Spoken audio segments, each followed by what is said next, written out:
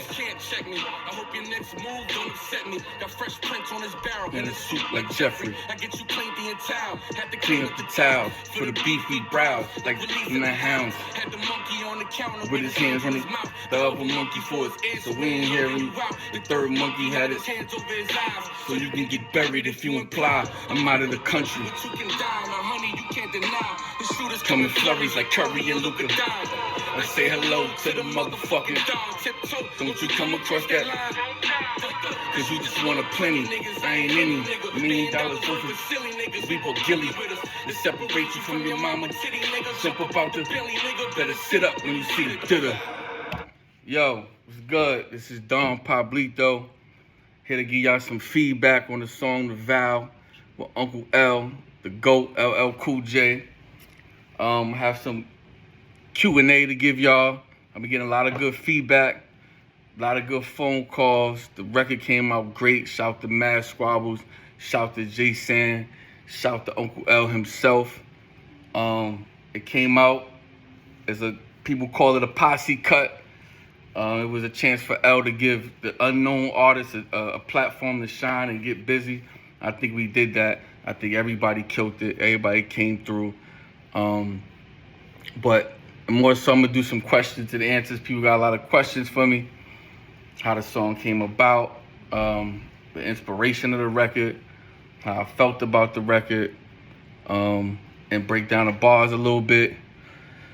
So one of the questions is, how does the process of creating this song differ from your other tracks? Well, with this record, I believe I was the first to receive the beat. I got the beat, but it was a skeleton of a beat. It wasn't, the drums wasn't in there. It was probably the sample you hear with It wasn't the drum kick to it. So when I got it, L was like, yo, we're gonna do like a 4-3-2-1 joint. It's gonna be like 4 of us on it. I didn't know who was gonna be on it. He said it's gonna be like 4 of us on it. Just, try to let's do 12 bars each so everybody could fit. So this the call from Unc. So I'm like, I'm excited. Fuck that. Yeah, let's go. At the time, I'm in DC. I was visiting DC at the time, so I didn't have no studio in place. I was visiting some family. So as soon as I got the call, he like, give it, drop 12 bars to it, and let's see how I go. 4-3-2-1 type of vibes, just go in. So I'm calling everywhere. Fuck, I gotta get a studio. Let me get a studio. How do I get a studio? I found a studio, shot to the studio. I'm like, I'm not gonna take all day with this verse. I get this the GOAT asking me to spit a verse. I'm gonna send this shit right back. So I went in there, I did 12 bars, and I sent it back to him within 30 minutes. He sent me fire emojis. He's like, oh, this shit fire. Make it 16. Do 16. I said, fuck it. Dang, he want me to do 16. Called the engineer back. Yo, we gotta open that shit back up. I gotta get this shit done. Shot back over there, added another 4 bars. He was like, A1, it's good to go. Now, mind you, doing this verse, I didn't know who he was gonna put on there. It's Def Jam, so I'm like, he might get Benny. He might get some real spitters. He might put Benny on there. He could get J. Cole on there. He might throw Nas on there. So, me not knowing what to expect, mind you, it's a skeleton of a beat. There's no hook on it. There's no direction, really. I just knew that it could possibly be some heavy hitters on here. So when I did the verse, my line coming out the gate was, you niggas can't check me. And that was really to like the OGs, the vets in the game that think they gonna come and knock you around. Like, nah, you niggas can't check me. I hope your next move don't upset me. Got fresh prints on his barrel in a suit like Jeffrey. So coming out the gate, it was to assert myself that I'm not like the rest of these little niggas. I ain't one of these new niggas that's wet behind the ears. I've been here. And now I get to play ball with y'all. So I didn't know who was gonna be on it, but whoever was gonna be on it, I wanted them to feel that. Nigga, you can't little bro me. I'm one of them guys. So that's how the energy came. That's where the energy came from. A lot of people ask about the line. Got fresh prints on his barrel, in his suit like Jeffrey. double entendre, Fresh Prince, and using the word Prince as fingerprints. Got fresh prints on this barrel. I'm in a suit like Jeffrey, Fresh Prince, and Jeffrey, Fresh Prince of Bel-Air, and fingerprints. And that might have went over a couple people's head, but most rap heads got it. Let's see. Is there a specific audience or group of people you hoped this song would resonate with? Yeah, pretty much the essence of how it was in hip hop, the streets, the kind of like the 90s, the guys that come from that generation that feel the authenticity. I didn't come to really just try to be like cute or fancy. I wanted to get my point across that you niggas can't check me. And I'm one of them guys you gotta pay attention to. So the real rappers, the people that appreciate the real shit, I don't make up nothing in my rhymes. I ain't, just saying stuff just to say it. Everything is real. My story is real. So, later on when they tap into my albums, they'll get all that information from me. But definitely want to reach the hip hop fans that's still here, that I know that's still here, that's not wowed by the trendy shit.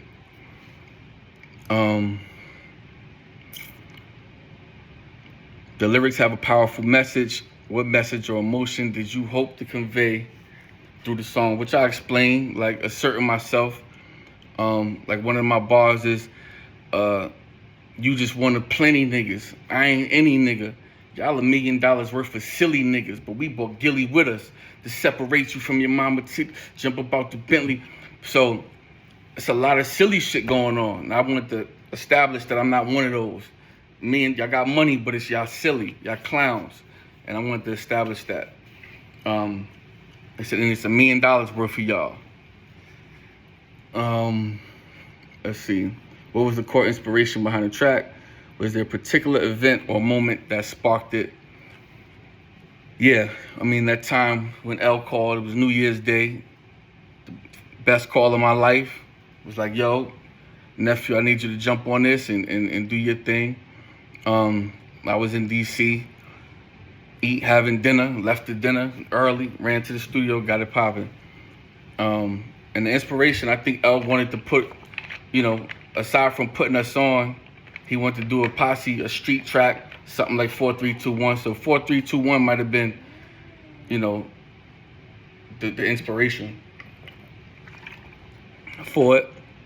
And when I think of 4-3-2-1, I'm thinking about X, I'm thinking about Method Man, I'm thinking about these guys that spit. So for me, it's not about being cute on a record. It's about coming and feeling you and being aggressive. Because I feel like a lot of people could rap.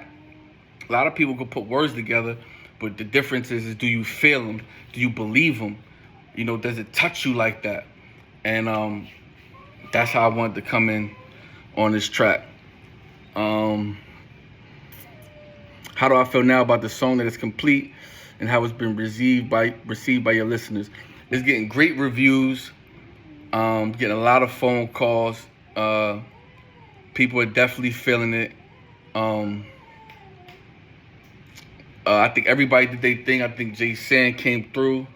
I think Matt Squabbles came through. I think LL took his jacket off, let niggas know like, yo, let me get up and show you I can still work out. I think that was fire. I think the record came out fire.